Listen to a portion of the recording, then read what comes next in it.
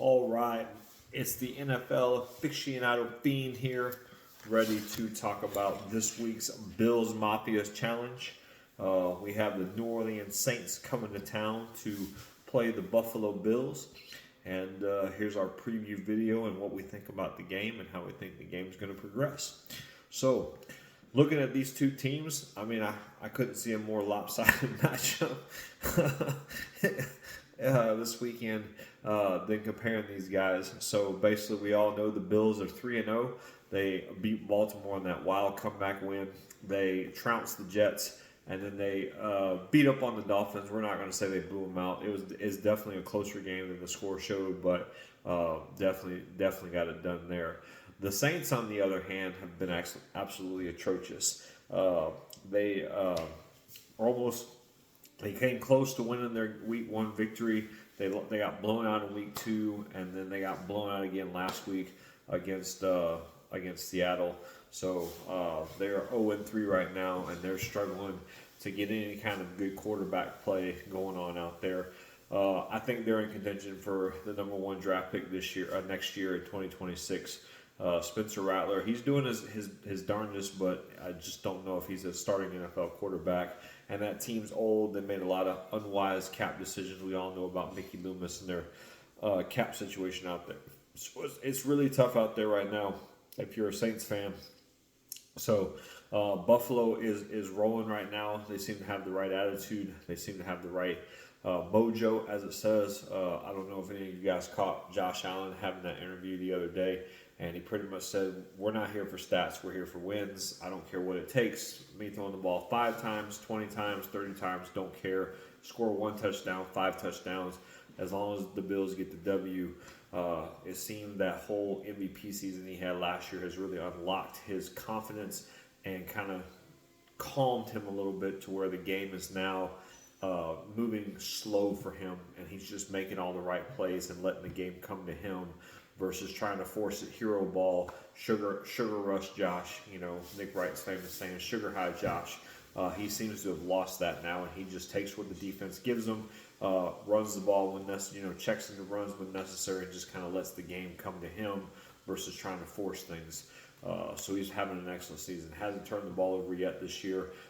Bills as a team have not turned the ball over yet this year. They've had a couple fumbles, don't get me wrong.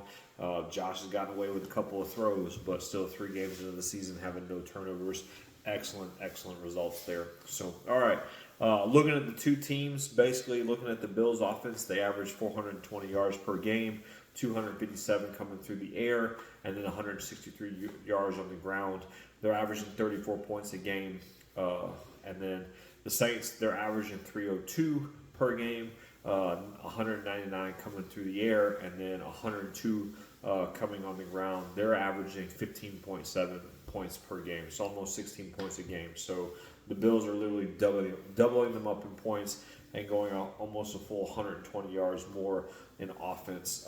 And really rushing is the one where you put it away. Passing is great as well, but rushing is really what the Bills are working for this year. So kind of tells you right there the story of the game. The Bills have a far superior offense than what they're facing. So looking at the defense, the Bills give up 287 yards per game. They give up 131 yards through the air. The rushing is terrible. They give up 156 yards per game rushing, and they're averaging giving up 23.7 points per game right now. So almost 24 points a game, and a lot of that rests on that massive 40 points that we gave up to Baltimore in Week 1. The Saints defense, they give up 313 yards per game. They have the 210 comes in the air, and then they're giving up 103 yards on the ground. But they're averaging giving up 30 points per game. So literally their defense is twice as bad as their offense. So 30 points per game. So both categories, I think offense, defense, the Bills are clearly the better team. I really going through it. Quarterbacks, looking at it, Josh, Spencer, all day with Josh. That's a triple check mark in the box. Running backs, James Cook, he's second in the NFL right now in rushing, 284 yards. I think he's got 3 touchdowns on the year. So, the dude has been an absolute monster this year. I think that continues. I know there's a little worried about his carries and stuff like that, but you paid him to be that guy. You paid him to be that back. So, hey, don't run him into the dirt. But at the same time, hey, if you want to get paid the big bucks, you got to carry the ball, and that's what comes with it. The extra touches come with it. Not going to pay a guy top 5 money and only have him play 45% of the time. So I think Cook will be fine, though. He's looked good. The offensive line has looked good. Kamara, he's been around for forever. He's 30 years old. I believe he's 30 years old. He's trying, but again, not a whole lot there. Looking at offensive lines, the Bills have the 4th overall rated offensive line. The Saints actually have the 14th. In reading about their offensive line, they're saying that a lot of their offensive issues aren't because of the offensive line. I mean, when they're rated 14th, that's in the top half of the NFL. Can't argue with that. The Bills most likely will not be with Spencer Brown. He's got calf injuries, back injuries, mainly the calf. I think he got hurt at the Dolphins game, so they're nursing him. Me personally, I'd rather let him sit, get healthy, and come for the games we need you for, like the Kansas City game, stuff like that. Really, if you can't afford to beat an 0-3 team with your backup right tackle, then you got bigger problems. Injuries come, injuries go. I think it'd be an excellent time to get some reps in for some of the bench guys against this. Spencer Brown, I don't think make or breaks the Bills in this game. So let Spencer get healthy, let him be healthy, give him the time off. We don't need to rush anything. If we do lose as a fluke, hey, it sucks, but again, I think resting starters to get healthy for the playoff run is more important than a September game to go 4-0. The other 2 big injuries are Matt Milano and Ed Oliver with on the defensive side of the ball. Again, same thing. Let him get healthy. Let him get healthy. Don't rush him back. Let that ankle heal. Let Milano have whatever's going on with his pectoral muscle. Let Dorian play. I think the reps are great for Dorian. I think they're great for Joe Anderson. Milano doesn't seem to be able to stay healthy long term, so let's get those guys as many reps as we can, get them comfortable in the system. Let Shaq Thompson get comfortable in the system. Again, I don't think the Saints need to have, we've got to play Matt Milano. If it was the Kansas City Chiefs, definitely feel a little bit differently. You're talking about seating there and stuff like that. But for the Saints, hey, man, let the guy get healthy. AJ Epinesa may or may not play. He had a pectoral issue going on as well. It didn't sound as severe as Milano, but AJ, he's the 4th or 5th guy on the defensive line. And really, I ain't seen him much this season anyways. I think he did recover a fumble or something like that. But, again, excellent depth player, but, again, doesn't move the needle if he does miss the game. Maybe that gives Landon Jackson a chance to start, and we can see what we have from him, because just Javon Solomon hasn't been doing a whole lot with the reps he's been getting playing with the team. So, hey, let that dude cook, and Landon Jackson, let's see what he can give us. Maybe he can give us more than the other 2 guys, and he starts getting a permanent game day jersey. Did look into the receiving deal. I know there's a lot going on about the Bills not throwing the ball down the field, but I was encouraged. Their top 2 guys, Coleman with 14 receptions on 18 targets, Kincaid 13 receptions on 16 targets, Coleman 158 yards receiving, Kincaid 151 yards receiving. They're both averaging about 11.5 yards a catch. Coleman's got the 1 touchdown, Kincaid's got 2. I love the fact about this Bills offense that there's no Stephon Diggs. There's no forcing the ball 150, 170 times to a guy and him getting 100 catches, because once you shut him down, the rest of the team fails. I think Josh having a plethora of weapons has unlocked this offense, because now you really do pick your poison. Stay in the shell, cover 2 covered. We'll just feed our running backs and start running the ball until you start creeping up, and then we'll let Josh dink and dunk where we need to go to get first downs. I really like what Elijah Moore's been doing. I love the signing in the offseason. Wasn't impressed at all in preseason. In fact, I'm shocked. He wouldn't have made the team if I was making decisions, but this is why Brandon Beane and McDermott get paid what they do, and I'm sitting on a YouTube video talking to you about this, because Elijah Moore through the first 3 games has been everything we wanted for a gadget guy in that role. He is everybody remembers Isaiah McKenzie. he was a great gadget guy, but unfortunately he just dropped the ball too often to be reliable. We tried to put Curtis Samuel in that role. He just can't stay healthy. And then Elijah Moore shows up, and he just seems to be excelling in this little gadget fourth, fifth receiver role where jet sweeps and catching over the middle and his speed. And I wouldn't be shocked if once or twice in this game they don't send Elijah Moore down the middle and let Josh just hum it and see if Elijah can go get it, because that dude's got some speed on him. I think he pops a couple of those. The defense backs off, and it's really a pick your poison deal. Either you're going to let the Bills just run you to death, run you out of the building, or you're going to come up to stop the run, and Josh is going to beat you over the top of his legs or his deal, because you're going to miss somebody while he's doing Josh Allen things. So, anyways, all right. So to be honest, I think the Bills, the point spread was 15.5. The last time I looked at it, it opened at 16.5.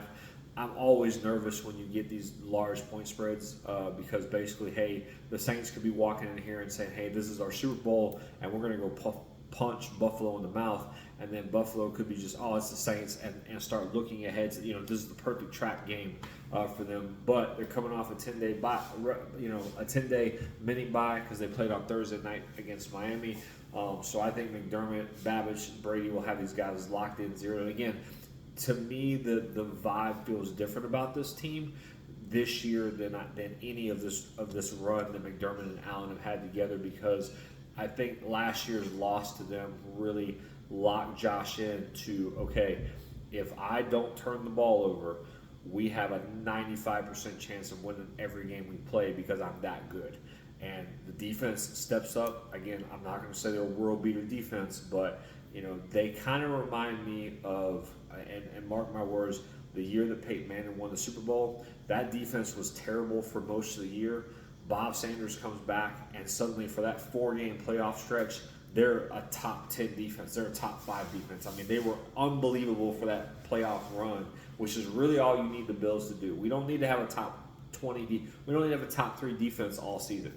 We just need, by the end of the year, for that defense to come together and for the playoff stretch, play the best football they're playing all year, and then let that offense do, because you're going to have to score at least 30 points to beat the Bills this year in the playoffs. Josh is coming. Everybody has their heartbreak and things like that. Kansas City might be the one-off where, hey, man, Patrick only lost the first one, and then he's been in every one since. But, every team has to kind of go through the struggles and this and that. But the vibe of the team, watching them, listening to them, watching the teams, they just seem to have a different vibe about them, to where they're confident. They're not, even against the Baltimore game, I kind of saw it where the Bills never looked upset. They never looked panicked. Even when it was 40-25, they just kind of were like, okay, we're taking your best shot and we're still hanging around. And then all they needed was that one big turnover, and then boom, hey, we're right back in it, man. So, that's all it takes, and that's all you need for it to happen. So, anyways, all right, let me think. So let's see. For predictions for this game, I'm gonna say, man, I'm gonna give the Bills. I think they're gonna beat the brakes off of them. I really do. I think that's gonna start to go south quick.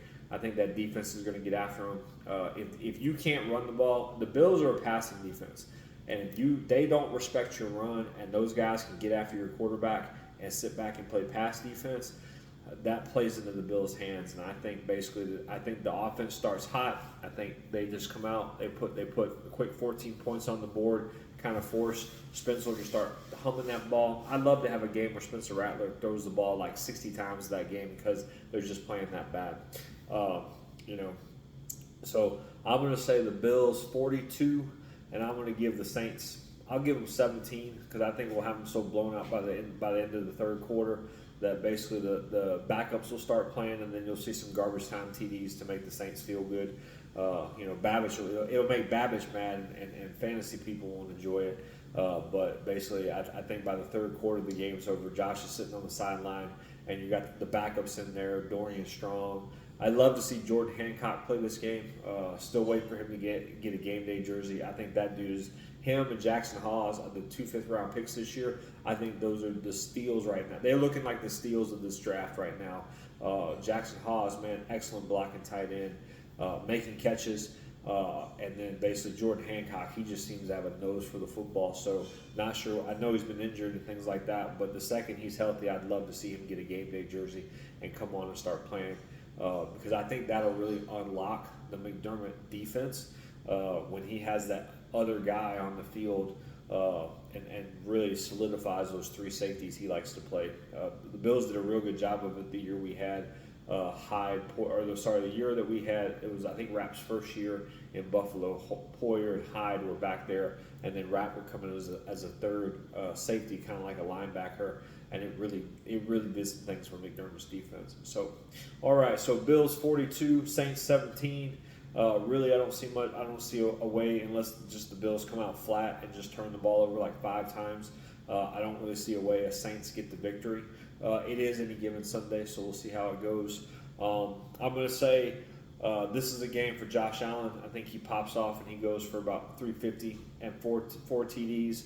One of those will be a receiving touchdown. Cook will score 2 touchdowns, 1 rushing, 1 receiving. I see him getting an overall 100 yards from scrimmage. I don't know if he'll get 100 yards rushing.